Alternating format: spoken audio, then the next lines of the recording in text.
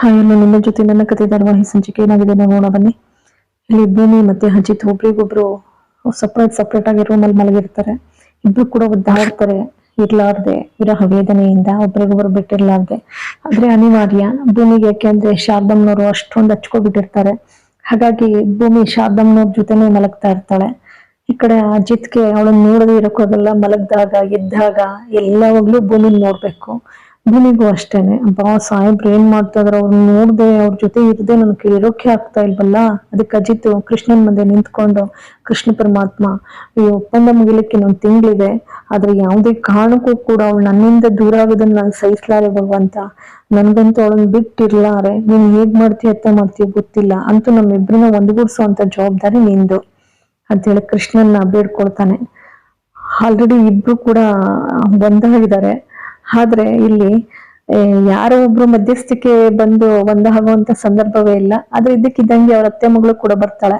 ಅತ್ತೆ ಮಗಳು ಅಂದ್ರೆ ಮಾವನ ಮಗಳು, ಅತ್ತೆ ಮಗಳು ಇಬ್ರು ಕೂಡ ಹಾಕ್ತಾರೆ. ಅತ್ತೆ ಮಗಳು ಅಂದ್ರೆ ಅವ್ರ ಅಪ್ಪನ ತಂಗಿ ಮಗಳು ಮಯೂರಿ ಆಗಮನ ಆಗ್ತದೆ. ಅವನು ಹಾಗೇನೆ ಕೃಷ್ಣನ ಹತ್ರ ಬೇಡ್ಕೊಳ್ತಾ ಇರ್ತಾನೆ. ಇದ್ದಕ್ಕಿದ್ದಂಗೆ ಫೋನ್ ಬರ್ತದೆ. ಫೋನ್ ಬಂದ ತಕ್ಷಣ ಹೇಳಿರ್ತಾನೆ ಅಜಿತ ಬರೋಕೆ, ನಾನ್ ಬರ್ತಾ ಇದ್ದೀನಿ ಅಂತ ಹೇಳ್ತಾಳೆ. ಖುಷಿಯಾಗಿ ಹೋಗುತ್ತೆ ಅಜಿತ್ಗಂತೂ, ಇಡಿಸಲಾರದಷ್ಟು ಸಂತೋಷ. ಇಲ್ಲಿ ಭೂಮಿನ ಇವಳು ಚೂ ಬಿಟ್ಟಿರ್ತಾಳೆ ದೇವ್ಯಾನಿ, ಅವಳು ಆ ಕೆಲಸ ಸಾಧಿಸ್ಕೊಳಕ್ಕೆ. ಪಾಪಿ ಅಪ್ಪ ಮಗಳು ಅಮ್ಮನ್ನೆಲ್ಲ ದೂರ ಮಾಡಿದ್ರೆ ಅವಳು ಮಾತ್ರ ಆ ಮನೆ ಮಗಳಿಗೆ ಸೊಸೆಯಾಗಿ ಬರ್ಬೇಕು ಅನ್ನುವಂತ ಕುತಂತ್ರ. ಅಂದ್ರೆ ಇಡೀ ಆಸ್ತಿನೇ ನಾನು ಪಡ್ಕೋಬೇಕು ಅನ್ನೋಂತ ಕುತಂತ್ರ. ಅದಕ್ಕೆ ಭೂಮಿನ ದಾಳವಾಗಿ ಬಳಸ್ಕೊಂಡು ಭೂಮಿನ ಮುಂದ್ಬಿಟ್ಟಿರ್ತಾಳೆ. ಭೂಮಿ ಹೇಳಿದ ಮಾತಿಗೆಲ್ಲ ತಾಳ ಹಾಕ್ತಾರೆ. ಆಯ್ತು ಆಗ್ಬೋದು, ಅದಕ್ಕೇನಂತೆ ಮಾಡೋಣ, ನಮ್ದೇನ್ ಅಭ್ಯಂತರ ಇಲ್ಲ ಅಂತ ರಾಮಾಯಣನು ಅಂತಾರೆ, ಸಂಗೀತ ಅಂತಾರೆ, ಅದಕ್ಕೆ ಶ್ರವಣ ಕೂಡ ಅಂತಾರೆ. ಶ್ರವಣನ ಗುರುಗಳನ್ನ ಕೇಳ್ಕೊ ಬಂದ್ಬಿಡು ದಿನಾಂಕನ ಅಂತ ಹೇಳಿ ಹೋದಾಗ, ಪ್ರಶಸ್ತವಾದ ದಿನನ ಅಂತ ಹೇಳಿ ಗುರುಗಳು ಕೇಳಿದಾಗ ಬರ್ತಾರೆ. ಆತಂಕದಲ್ಲಿರೋ ಶ್ರವಣ ಅವ್ರು ನೋಡ್ಬಿಟ್ಟು ದೇವಿಯಾನಿ ಬಂದು ಗಾಬರಿಯಾಗಿ, ಸದ್ಯ ಅವಳಿಗೆ ಎಲ್ಲ ಆಸ್ತಿ ತಪ್ಪುತ್ತೋ ಅನ್ನೋಂತ ಆತರ, ಬಾಬಾ ಒಪ್ಲಿಲ್ವಾ, ಅವರು ಡೇಟ್ ಕೊಡ್ಲಿಲ್ವಾ ಅಂತಾಳೆ. ಅದಕ್ಕೆ ಏನಿಲ್ಲ, ಸ್ವಲ್ಪ ಆತಂಕ ಪಡುವಂತ ವಿಚಾರ ಅಂತದೇನಿ, ಯಾಕೆ ಬಾವ ನನ್ ಮಗಳು ನಚ್ಚಿ ಮದ್ವೆ ಆಗಲ್ಲ ಖಂಡಿತ. ಅದಕ್ಕೆ ಶ್ರವಣ್ ಹೇಳ್ತಾರೆ, ಏನಿಲ್ಲ, ಒಂದು ವಿಘ್ನ ನಿವಾರಕ ಗಣಪತಿ ಹೋಮ ಮಾಡ್ಬೇಕಂತೆ. ಹಾಗಾಗಿ ಅಂದಾಗ ಅಜ್ಜಿ ಎಲ್ಲ ಕೂತ್ಕೊಂಡು, ಆಯ್ತು ಅತಿ ಶೀಘ್ರದಲ್ಲೇ ಮಾಡಿ ಮುಗಿಸ್ಬಿಡೋಣ ಅದನ್ನುವೆ. ಸಂಗೀತ ನೀನು ರಾಮಣ್ಣ ಪೂಜೆಗೆ ಕೂತ್ಕೋಬಿಡಿ ಅಂತ ಹೇಳ್ತಾರೆ. ಅದಕ್ಕೆ ಸಂಗೀತದ ಏನಮ್ಮ, ಅದಕ್ಕೆ ಮಡಿನಲ್ಲಿ ಮೋದಕ ಮಾಡ್ಬೇಕು, ಎಲ್ಲ ಜೊತೆಗೆ ಹಬ್ಬದ ಅಡುಗೆನೆ ಮಾಡ್ಬೇಕಾಗತ್ತೆ ಊಟಕ್ಕೂ ಕೂಡ ಅಂದಾಗ, ಭೂಮಿ ಇದ್ದವಳು ನಾನ್ ಮಾಡ್ತೀನಿ ಅತ್ತೆ, ಅದಕ್ಕೆಲ್ಲ ನೀವು ತಲೆ ಕೆಡ್ಸ್ಕೊಡಿ. ಇಲ್ಲ ಭೂಮಿ, ಹಂಗಾಗಲ್ಲ, ನಾನು ಕೂಡ ಜವಾಬ್ದಾರಿಯಿಂದ ಮಾಡ್ಬೇಕಲ್ವಾ, ಇದಾಗಲ್ಲ. ಜೊತೆಗೆ ಮನೆ ನೆಲದ ಮೇಲೆ ಅಷ್ಟು ಕೂರಕ್ಕೂ ಕೂಡ ಆಗಲ್ಲ. ಅದಕ್ಕೆ ಅಜ್ಜಿ ಅಂತಾರೆ, ಹೋಗ್ಲಿ. ಸಂಗೀತನು ಅಂತಾರೆ, ಶ್ರವಣ್ ಮತ್ತೆ ಶಾರದಾ ಕೂತ್ಬಿಡ್ಲಿ ಪೂಜೆಗೆ ಅಂದಾಗ, ಶ್ರವಣ್ ಅವ್ರು, ಅಯ್ಯೋ ನನ್ ಕಣ್ರನ್ನೇ ಎದ್ರಿಕೊಂಡು ಓಡೋಗ್ತಾಳೆ, ಅವಳು ನಿಜಕ್ಕೂ ನನ್ ಜೊತೆ ಅಷ್ಟೊತ್ತು ಪೂಜೆ ಕೂತ್ಕೋತಾಳ ಅಕ್ಕ, ಇದೇನ್ ಈ ಮಾತಂತೀವಿ, ಈ ಮಾತಿ ಅಂತೀಯಮ್ಮ ಅಂದಾಗ, ಅದಕ್ಕೆ ರಾಮಣ್ಣ ಪಾಪ ಅವ್ರ ಧ್ವನಿಲಿರೋ ಅಂತ ನೋವನ್ನ ನೋಡಿ, ಯಾಕಷ್ಟು ನೊಂದ್ಕೋತೀಯಪ್ಪ, ಇಲ್ಲ ಸುಮ್ಮನೆ, ಅತಿ ಶೀಘ್ರದಲ್ಲೇ ನಿನ್ನ ಶಾರದಾ ಖಂಡಿತ ನಿನ್ನ ಜೊತೆಯಲ್ಲಿ ಇರೋಂತ ಸಂದರ್ಭನೂ ಬರ್ತದೆ ಅಂತ ಹೇಳಿ ಸಮಾಧಾನ ಮಾಡ್ತಾರೆ. ಸಂಗೀತನೂ ಹಾಗೆ ಸಮಾಧಾನ ಮಾಡ್ತಾರೆ, ಸುಮ್ಮನೆ ಶ್ರವಣ ಅಂತದಿನೂ ಬರ್ತದೆ ಅಂತ ಹೇಳಿ. ಹಾಗಾದ್ರೆ ಎಲ್ಲ ಇನ್ನೆರಡು ದಿನದಲ್ಲಿ ಮಾಡಿ ಮುಗಿಸ್ಬಿಡೋಣ, ಎಲ್ಲ ಬೇಗ ಬೇಗ ತಯಾರಿ ಮಾಡ್ಕೊಬೇಡೋಣ. ಅದರಲ್ಲಿ ಅಶ್ವಿನಿಯಿಂದಲಾದ್ರೂ ತಡೆ ಒಡ್ಬೇಕು, ಹೇಗೋ ಒಟ್ಲಲ್ಲಿ ತಡೆ ಒಡ್ಬೇಕು ನಚ್ಚಿ ಮತ್ತೆ ಅಂಜು ಮದ್ವೆ ಆಗದನೆ. ಯಾಕೆಂದ್ರೆ ಕೊಲೆಗಾತಿ ಮಗಳು ಕೊಲೆಗಾತಿನೇ, ಇವಳು ಕೂಡ ಕೊಲೆಗಾತಿನೇ ಪಾಪ. ಎಲ್ಲ ಒಂದ್ ಕಡೆ ನಚ್ಚಿ ಅಮಾಯಕ ಒಳ್ಳೆ ಹುಡುಗ, ಅಂತ ಹುಡುಗನಿಗೆ ಇಂಥವಳಲ್ಲ ಅನ್ನುವಂಥ ನೋವು ಕೂಡ ಆಗ್ತದೆ. ಸರಿ, ಎಲ್ಲ ಸಿದ್ಧತೆ ಮಾಡ್ಕೋಣ ಅಂತ ಹೇಳಿ ಎಲ್ಲ ಅವ್ರವ್ರವ್ರು ಸಂಭ್ರಮದಿಂದ ಹೋಗ್ತಾರೆ. ಹೋದ್ಮೇಲೆ ಭೂಮಿ ಅಜಿತನಿಗೆ ಸ್ಪೆಷಲ್ ಆಗಿ ಟೀ ಕೊಡ್ತೀನಿ ಅಂತ ಹೇಳಿ ಹೋಗ್ತಾಳೆ. ಅಜಿತ್ ರೂಮ್ಗೆ ಹೋಗ್ತಾನೆ, ಸಾಹೇಬ್ರೆ ತಗೊಳ್ಳಿ ಸ್ಪೆಷಲ್ ಆಗಿ ಟೀ ಕೊಟ್ಟಿದ್ದೀನಿ ಆಯ್ತಾ, ಸ್ಪೆಷಲ್ ಆಗಿದೆ ಅಲ್ವಾ, ಹೌದು ಚೆನ್ನಾಗಿದೆ. ಯಾಕೆ ಒಂಥರ ಇದ್ದೀರಲ್ಲ, ಏನಿಲ್ಲ ಸ್ವಲ್ಪ ತಲೆನೋವು. ಹಾಗಾದ್ರೆ ನೀವು ಮಾತ್ರೆ ಅಂದ್ರೆ ಆಗಲ್ಲ, ಬನ್ನಿ ಸ್ವಲ್ಪ ತಲೆ ಮಸಾಜ್ ಮಾಡ್ತೀನಿ, ಹೊತ್ತುತ್ತೀನಿ ಆಯ್ತಾ ಅಂತೇಳಿ ಕೂರಿಸ್ತಾಳೆ. ನಾನು ವಿಶೇಷವಾಗಿದೆ ಟೀ ಅಂದ್ರೆ ಏನು ಹೇಳಲೇ ಇಲ್ಲ ಸಾಹೇಬ್ರೆ ಅಂತಾಳೆ ಅಜಿತ್ಗೆ ಭೂಮಿ. ಅದಕ್ಕೆ ಅಜಿತ್ ಅಂತಾನೆ, ಏನ್ ಲವಂಗ ಹಾಕಿದ್ಯಾ? ಅದಕ್ಕೆ ಭೂಮಿ ಅಂತಾಳೆ, ಅಲ್ಲ ಲವ್ ಹಾಕಿದೀನಿ, ಹೆಚ್ಚಾಗಿ ಪ್ರೀತಿ ಬೆರೆಸಿದೀನಿ ಗೊತ್ತಾ.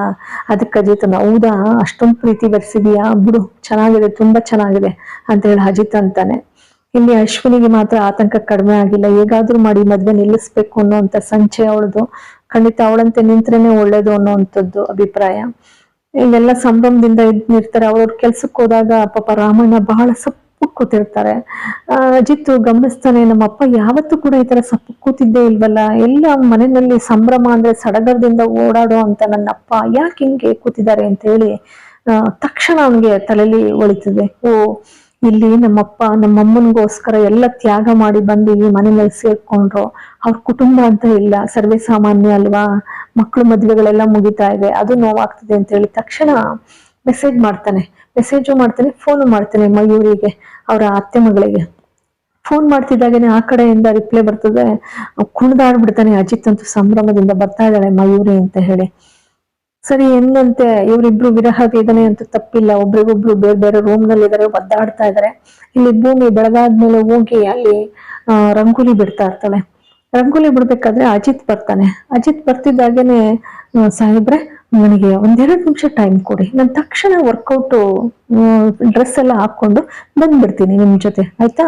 ಅದಕ್ಕೆ ಅಜಿತ್ ಅಂತಾನೆ, ಏನ್ ಬೇಕಿಲ್ಲ, ನೀನು ವರ್ಕೌಟ್ ಮಾಡೋ ಅವಶ್ಯಕತೆ ಇಲ್ಲ ನಮ್ ಜೊತೆ. ಏಕೆ ಅಂತ. ಹೌದು, ನನಗೆ ಇವತ್ತು ವಿಶೇಷವಾದ ದಿನ. ಏಕೆ, ಏನಂತದ್ದು?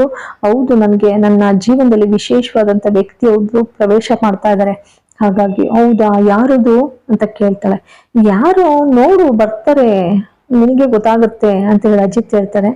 ಸರಿ, ಭೂಮಿ ರಂಗೋಲಿ ಬಿಟ್ಬಿಟ್ಟು ನಿಂತ್ಕೊಳ್ತಾಳೆ. ನಿಂತ್ಕೊಂಡ್ರೆ ತಕ್ಷಣ ಮಯೂರಿ ಹೆಜ್ಜೆ ಮೇಲೆ ಹೆಜ್ಜೆ ಇಟ್ಟು ಕಾರ್ ನಿಲ್ಸ್ಬಿಟ್ಟು ಬರ್ತಾಳೆ. ಬರ್ತಿದ್ದಾಗೇನೆ ಅಜಿತ ಖುಷಿಯಾಗೋಯ್ತಾನೆ ನೋಡಲ್ಲಿ ಯಾರು ಅವಳು ಕೂಡ. ಅಯ್ಯೋ ನನ್ ಮನ್ಮತ ಅಂತ ಖುಷಿಯಾಗಿ ಓಡ್ ಬರ್ತಾಳೆ ಅವಳು ಕೂಡ. ಅಷ್ಟು ಸಂಭ್ರಮದಿಂದ ಬರ್ತಿದ್ದಾಗೇನೆ ಇಬ್ರು ಏನು ಬಾ ಚಪ್ಕೊಳ್ತಾರೆ. ಅಪ್ಕೊಂಡು, ನೋಡು ನಮ್ದು ಮೊದಲನೇದು ಬಿಟ್ಟೇ ಬಿಟ್ಟಿದೆಯಲ್ಲ ಸಿಗ್ನೇಚರ್ ಅಂತ ಹೇಳಿ ಇಬ್ರು ಕೂಡ ಒಬ್ರಿಗೊಬ್ರು ಟಚ್ ಮಾಡ್ಕೊಂಡು ಡ್ಯಾನ್ಸ್ ಮಾಡ್ತಾರೆ ಇಬ್ರು. ಭೂಮಿ ಓದೋಯ್ತಾಳಂಗೆ, ಸಂಕಟ ಆಗ್ಬಿಡ್ತದೆ ಅವಳಿಗೆ, ಹಂಗೆ ಕಳ್ಳು ಕಿತ್ತು ಬಂದಂಗ ಆಗುತ್ತೆ ಅವಳಿಗೆ, ಅಷ್ಟು ಕಿವುಚದಂಗ ಆಗುತ್ತೆ ಅವಳಿಗೆ. ಯಾಕೆಂದ್ರೆ ನನ್ ಗಂಡ ಹೋಗಿ ಬೇರೆ ಪರಸರಿನ ಮುಟ್ಬಿಟ್ನಲ್ಲ ಅಂತ ಹೇಳಿ. ಅಷ್ಟು ರಾಮಣ್ಣ ಬರ್ತಾರೆ ಪೇಪರ್ ಹಿಡ್ಕೊಂಡು. ಬರ್ತಿದ್ದಾಗೇನೆ ನೋಡ್ತಾನೆ ರಾಮಣ್ಣ, ಮಯೂರಿ ಯಾವಾಗ ಬಂದ್ಯಮ್ಮ ನೀನು ಅಂತ ಖುಷಿಯಾಗೋಯ್ತಾರೆ ಅವ್ರಂತ. ಈಗ ಮಾವ ನಿಮ್ಗಂತೂ ನೆನಪಿಲ್ಲ ಆಯ್ತಾ, ನಿಮ್ಮ ಮಗನ ಎಂಗೇಜ್ಮೆಂಟ್ ಮಾಡ್ತಾ ಇದೀರಾ, ಪೂಜೆ ಮಾಡಿಸ್ತಾ ಇದೀರಾ, ಗಣಪತಿ ಹೋಮನ, ಆದ್ರೆ ನಿಮಗ್ ಸ್ವಲ್ಪನೂ ನೆನಪಿಲ್ಲ ಅಲ್ವಾ ಮಾವ? ಆದ್ರೆ ನನ್ನನ್ನು ನೆನ್ಪಿಟ್ಕೊಂಡಿರ್ತಕ್ಕಂಥವ್ರು ಒಬ್ರು ವಿಶೇಷವಾದ ವ್ಯಕ್ತಿ ಇದಾರೆ ಇಲ್ಲಿ. ಯಾರಪ್ಪ ಅದು ಅಂತ ಅಂದಾಗ, ಇನ್ಯಾರು, ನನ್ ಮನ್ಮತ ಅಂತ ಕೆನ್ನೆ ಹಿಂಡ್ತಾಳೆ. ಕೆನ್ನೆ ಹಿಂಡೋದ್ರ ಜೊತೆಗೆ ಇಬ್ರು ಅಪ್ಕೊಂಡು ಒಬ್ರಿಗೊಬ್ರು ಅಷ್ಟು ಪ್ರೀತಿ, ಆಲಂಗನ ಅಂತಕ್ಕಂಥದ್ದು ಅಷ್ಟು ಅಪ್ಯಾಯವಾಗಿರ್ತದೆ ಅವರಿಬ್ಬರ ಒಂದು ಸಂಬಂಧ. ಅಷ್ಟರಲ್ಲಿ ಸಂಗೀತ ಬರ್ತಾರೆ. ಸಂಗೀತ ಮಯೂರಿ ಯಾವಾಗ ಬಂದಿಯಮ್ಮ, ಮನೆಯವರೆಲ್ಲ ಚೆನ್ನಾಗಿದ್ದಾರೆ? ಮೂವತ್ತೆ ಚೆನ್ನಾಗಿದ್ದಾರೆ, ನೀವಂತೂ ಬಿಡುವತ್ತೆ ಹೆಂಗಾಗಿದ್ದಾರೆ ಇನ್ನುವೆ. ಅದಕ್ಕೆ ರಾಮಣ್ಣ ಅಂತಾರೆ, ನಾನು ನಮ್ಮ ಕಾರಣ ನಿಮ್ಮ ಅತ್ತೆ ಅಷ್ಟು ಹೆಂಗಾಗಿರ್ಲಿಕ್ಕೆ ಅಷ್ಟು ಚೆನ್ನಾಗಿ ನೋಡ್ಕೊಂಡೆ, ನೀವು ಬಿಡಿ ಮಾಮ, ಎಲ್ಲ ಗ್ರೇಟು, ನೀವು ಹೀರೋ ನೀವು ಅಂತಾಳೆ. ಅದಕ್ಕೆ ಭೂಮಿ ನೋಡ್ತಾನೆ ಇರ್ತಾಳೆ, ಜಲಸಿಂದ ಅಸೂಯೆಯಿಂದ ತಡಿಯೋಕ್ಕಾಗಲ್ಲ ಅವಳಿಗೆ. ಆದ್ರೆ ಅಜಿತ್ ಮಾತ್ರ ಮಯೂರಿ. ಅದಕ್ಕೆ ಮಯೂರಿ ಹೇಳ್ತಾಳೆ, ಏನ್ ಗೊತ್ತಾ, ನನ್ ಮನ್ಮತ ಅನ್ನೋಕ್ಕೂ ಒಂದು ಅರ್ಥ ಇದೆ. ನಾವು ಸ್ಕೂಲ್ ಡೇಸ್ ನಲ್ಲಿ ಪಾತ್ರ ಮಾಡಿದ್ವು. ಇವನು ಮನ್ಮಥನ್ ಪಾತ್ರ ಮಾಡಿದ್ದ, ನಾನು ಸುಂದ್ರಿ ಪಾತ್ರ ಮಾಡಿದ್ದೆ. ಎಲ್ಲ ಟೀಚರ್ಸು ಲೆಕ್ಚರರ್ಸು ಎಲ್ರೂ ನಮ್ಮನ್ನಂತೂ ಆಡಿ ಹೊಗಳವ್ರು. ಹಂಗಾಗಿ ನನ್ಗೆ ಈಗ್ಲೂ ಕೂಡ ಇವನು ಮನ್ಮಥ, ಗೊತ್ತಾಯ್ತಾ? ಮನ್ಮಥ ಅನ್ನೋದಕ್ಕೆ ಅರ್ಥ. ಅಜಿತ ಇದ್ದವನು, ಸುಂದ್ರಿ ಮಯೂರಿ ನೀನ್ ಹಿಂಗೆ ನಿಂತ್ಕೊಟ್ರೆ ಕರ್ಗೋಗ್ಬಿಡ್ತೀವಿ ಬಿಸ್ಲದ್ನ, ಹೊಳ್ಕೋಗೋಣ ಅಂತೇಳಿ ಎಳ್ಕೊಂಡು ಹೋಗ್ತಾನೆ. ಭೂಮಿ ಉರ್ದೋಯ್ತಾಳೆ. ಸಂಗೀತ ಬಾ ಭೂಮಿ, ಬೇಜಾರ್ ಮಾಡ್ಕೊಳ್ತಾಳೆ. ಕಾಫಿ ಮಾಡ್ಕೊಂಡು, ಅಲ್ಲ ಅತ್ತೆ ಅದೇನು ಅವಳು ಹೇಳ್ತಾ ಇದ್ಲು, ಚಿಕ್ಕದ್ರಲ್ಲಿ ನಾನು ಬಟ್ಟೆ ಚೇಂಜ್ ಮಾಡ್ತಾ ಇದ್ರೆ ಆಗ್ಲೂ ಹೋಗ್ತಾನೆ ಇರ್ಲಿಲ್ಲ ಇವನು ಅಂತ, ಅದು ಏನತ್ತೆ ಅದು? ಅದಕ್ಕೆ ಸಂಗೀತ, ಅದಕ್ಕೆ ಎದ್ರಕೊಬಿಟ್ಟಿಯಾ? ಚಿಕ್ಕಂದಿನ ಮಾತದು, ಚಿಕ್ಕ ಮಕ್ಳಿದ್ದಾಗ. ಯಾಕೆಂದ್ರೆ ನಾನು ರಾಮಣ್ಣನ ತಂಗಿ ಮಗಳಿವಳು ಎಲ್ಲ ಒಟ್ಟಿಗೆ ಇದ್ದು, ಅವಾಗ ಇಬ್ರು ಚಿಕ್ಕ ಮಕ್ಳಾಗಿದ್ರಲ್ವಾ, ಚೆನ್ನಾಗಿ ಆಡಿ ಬೆಳೆದವ್ರು. ಹಾಗಾಗಿ ಹಂಗ ಅಂದಿದ್ದಾಳೆ. ಬಾ ಹುಚ್ಚುಡ್ಗಿ, ಏನು ನಿಂಗೆ ಏಕೆ ನೋವಾಗ್ತಾ ಇದ್ಯಾ? ಹಂಗೇನಿಲ್ಲ ಅತ್ತೆ ಅಂತ ಹೇಳಿ ಓಡ್ತಾಳೆ. ಬಾಬಾ ಬೇಗ ಕಾಫಿ ಮಾಡ್ಕೋಣ. ಬರ್ತಾಳೆ. ಬಂದ್ಬಿಟ್ಟು ಭೂಮಿ ತಪ್ಪ ಕನ್ಸ್ಕೊಳಕ್ ಶುರು ಮಾಡ್ತಾಳೆ. ಅಬ್ಬಾ ಅಜ್ಜಿ ಸಾಹೇಬ್ರನ್ನ ಇಷ್ಟೊಂದು ಅಂಟ್ಕೊಂಡಿದ್ದಾಳೆ ಇವಳು ಏನಾದ್ರು ಹಂಗೇನೆ ಶಾಶ್ವತವಾಗಿ ನನ್ ಸಾಹೇಬ್ರನ್ನ ಆರ್ಸ್ಕೊಂಡು ಹೋಗ್ಬಿಡ್ರಿ, ಅಬ್ಬಾ ನನ್ ಕೈಲಿರೋಕ್ಕಾಗಲ್ಲಪ್ಪ, ಏನ್ ಮಾಡೋದು ಅಂತ ಹೇಳಿ ಅವಳು ಸುಂದರವಾಗಿ ಡ್ರೆಸ್ ಮಾಡ್ಕೊಂಡು ಸೀರೆ ಹಾಕೊಂಡ್ ಬಂದು ಅವನನ್ನ ಆಲಂಗಿಸ್ಕೊಂಡಾಗೆ ಕನ್ಸನ್ ಕಾಣ್ತಾಳೆ ಭೂಮಿ. ಒಬ್ಬ ಈಗೇನಾದ್ರು ಇವ್ರಿಬ್ರು ಒಂದಾಗ್ಬಿಟ್ರೆ ನನ್ ಕತೆ ಅಂತೇಳಿ ಭಯ ಆಗ್ತದೆ ಅವಳಿಗೆ. ಇಲ್ಲಿಗೆ ಸಂಚಿಕೆ ಮುಕ್ತಾಯ ಆಗ್ತದೆ. ಎಲ್ರಿಗೂ ಕೂಡ ಅನಂತ ಧನ್ಯವಾದಗಳು.